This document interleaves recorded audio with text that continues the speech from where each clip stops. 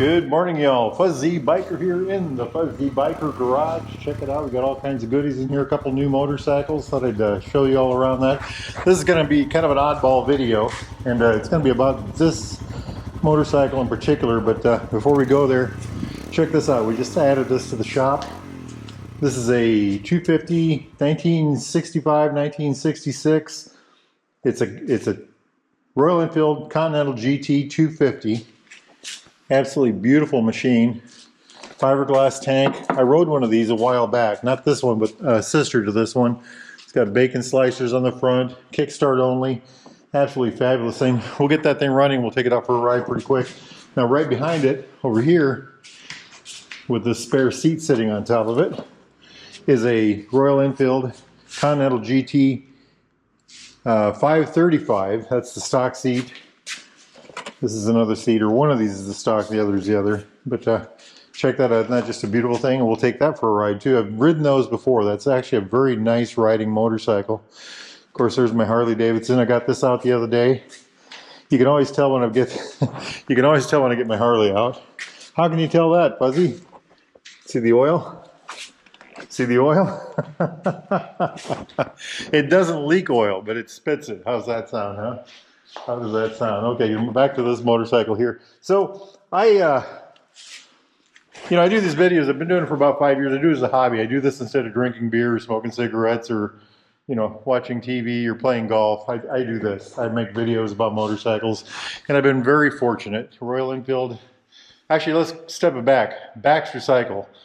From the first day I went in there to talk to them about doing this, they were right behind me on it.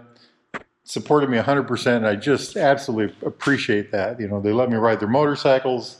They after a while they even let me ride their classic motorcycles, and that's my favorite part, riding the classics, and then of course the Royal Enfields, and I really appreciate that.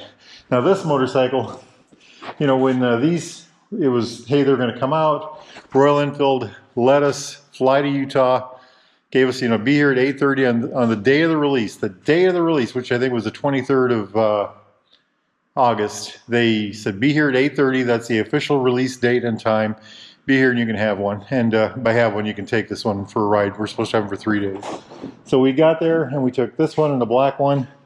And I immediately just fell in love with this one. I had pre-ordered myself a black one, but so I saw this one, they had this one and the other one, and I know it's filthy, but my bikes are always filthy. And I went ahead and got this one. I took this one, and within by mid-morning, I'd sent him a text and said, I'm not giving it back, I'm going to keep it. And everybody thought I was joking, but I wasn't. Now I've got about 9,800 miles on it. That was a little over 5 weeks ago. I've slowed down on my bike riding in the last few days because I'm an old man. I don't know why. But I got big plans. I was supposed to leave today on a big trip, but that got postponed till tomorrow. So stay tuned, right? Anyway, so we got this bike. We brought it to Iowa. In 49 hours, we put 1,200, 1,300 miles, 1,400. I can't remember how many. Bunch of miles on it, and never gave it back. And finally, one day I got called in the office there at the old Baxter, and they said, "Hey, we got the paperwork for the bike." That was only about a week ago, and you can get it in your name now if you want. How much owe you? One of you guys out there, and I'm not sure who it was, maybe I do know, but I'm not supposed to tell, something like that, paid for it, and I am absolutely blown away by that. I really appreciate it, because I'm not a wealthy man. I'm just an old, I worked a contractor job. I never made much money in my life, so that means a lot to me, and I really appreciate it. So I'm getting all emotional. How's that? Anyway, so that is now the official Fuzzy Biker motorcycle. I got my own license plate on there, and it's just been a heck of a deal, and I really appreciate it. Well, let's go down the list here of my things to talk about. I got a YouTube channel, and some of you probably think, well, that's how I pay for all this. No, YouTube would barely cover my fuel. Motorcycles are one of those categories on YouTube that just don't pay a lot of money. If I did camping videos, and had the same amount of subscribers and views, I'd make about 4 times the money. So it's it's a genre in YouTube that has there's about 3% of Americans that actually care about motorcycles. And so we're a very small part of the market, you know. So, you know, YouTube pays very little. And now let's throw something up on top of that. YouTube has been after me for years. They send me these notices all the time. Hey, you're missing out on free money. And, you know, I'm supposed to put a donate money button on there, or they have these ways of raising funds. It's kind of like Patreon, and of course Patreon also. You know, and I've avoided all those. And why have I avoided that? And the reason I've avoided that is I don't think y'all, you know, this is all supposed to be fun and games, and it is. And I don't really, you know, I didn't really want anybody to have to pay for my fun and games. I just wanted to share it all with y'all. So that's why I'm out there doing that. How about sponsors? Well, I've been contacted by a bunch of people over the years, and even recently, especially recently, and I've always turned it down because I wanted the content, you know, like, again, this is a hobby, this is a fun thing, and I wanted the content to be my content, not somebody else's idea of what I should be publishing. I didn't want to give anybody control over what I put up or how I do it. And, you know, I wanted to go out and, you know, some old guy on a bike, a very nice bike. I love that bike. And, you know, I wanted to be able to control what I was doing out there. I already talked about RE. RE has been, I know a lot of the people at Royal Enfield, they don't send me fuel cards or, you know, envelopes full of $100 bills or anything like that. They've been very polite and friendly and willing to work with us on things like this motorcycle. And I really appreciate working with them. They've been fabulous. They really have just been great. And then to go on beyond that to Baxter Cycle, like I said earlier, Baxter Cycle is really the start of all this. If they wouldn't have been willing to, you know, we're so friendly in the beginning and now.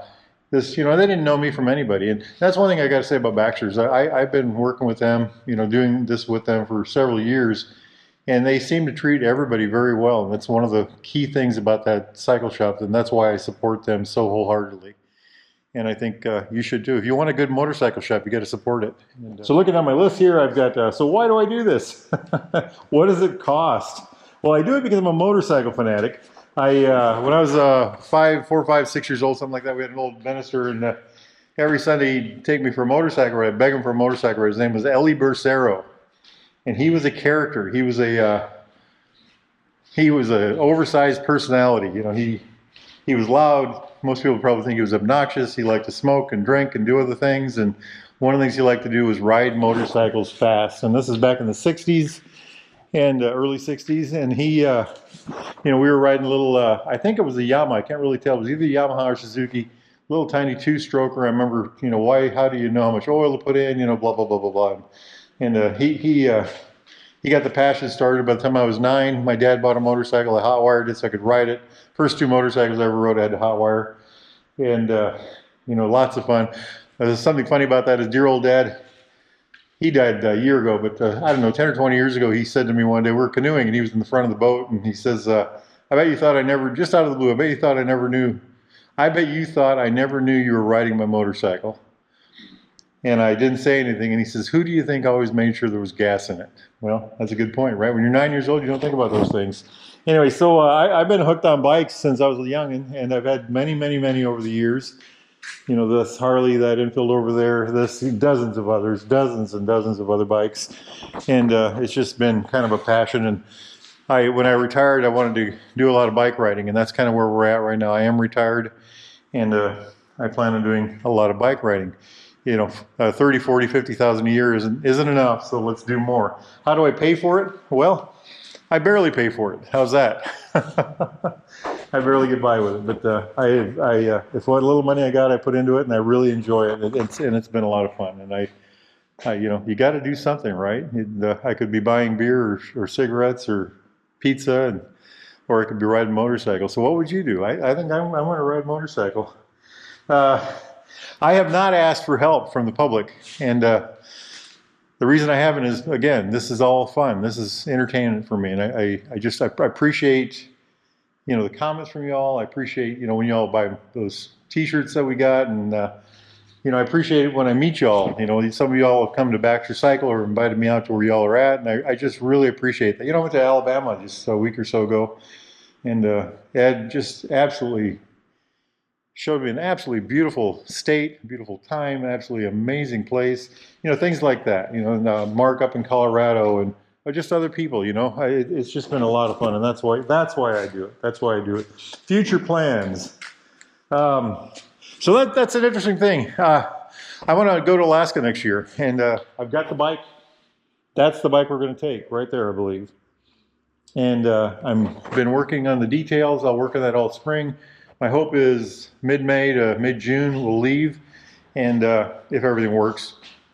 And that's kind of where I'm at. That. So immediate plans. I'd like to do the southern part of the United States. Winter's coming, so we got to do something. And I think again, that's the motorcycle to do it on. You know, and I keep pointing back to that. It's comfortable. It's fuel efficient. It's incredibly capable. It'll ride interstates. It'll go off road. And you know, we've proven that. We've done Colorado BDRs and all kinds of things like that, back parts of Wyoming, Utah, and then I've done, you know, I did a 1,000-mile interstate day on that thing. It just does it. I'd like to go to the Rocky Mountains of Canada. I'd like to go to the east end of Canada. There's some really, I can't think of the name of the island out there. They're really interesting, and I don't know how you get there. I suppose you take a ferry. There's some really interesting stuff out there in the world, and I'd like to see it. I'd like to go down to the southern United States. You know, I'd love to explore all that. The little bit that I've seen has just been amazing. I've been to all the states but 5, including Alaska. So there's 4 more continental United States I'd like to see. And anyway, so that's where we're going to go with that. All right, I'm going to tie this up. I want to thank y'all. I want to thank y'all. I want to thank you all. You've made it fun. You've made it interesting. I hope I can produce some content that y'all want to see. I just want to keep sharing this fun stuff, motorcycle riding. You know, we got to get off the couch. You know, if you're my age, you're at that time of life where it's easy to sit in a chair. It's easy to be told you can't do something. It's easy to be safe and secure. And the problem with that is it's not good for your health. So we got to do something. What are we going to do? We're going to ride that motorcycle. And we're going to go all over. We're going to have some fun, my friends. Now, if you're interested in a motorcycle like that, new or used Royal Enfield, Triumph, classic British bike of any type, need parts, accessories, thingamajigs, doodads, like to go camping, anything like that, get yourself over to Baxter Cycle in the mighty metropolis of Marnie, Iowa, or go to baxtercycle.com. Make sure you tell those fine folks that Buzzy Biker, that's me, sent you. They do ship motorcycles. Hit like and subscribe. If you want to support the channel, hit like, subscribe, make a comment down below. And it's going to be a beautiful day. It's early morning right now. See, that's a glass door. It's all, the sun has not come up yet. It's going to be a beautiful day. Get yourselves out there and ride, my friends. Get yourself out there and ride. Wahoo! Yippee-yi-yay! Yippee-yi-yo! Down the road we go. Beautiful, beautiful machine.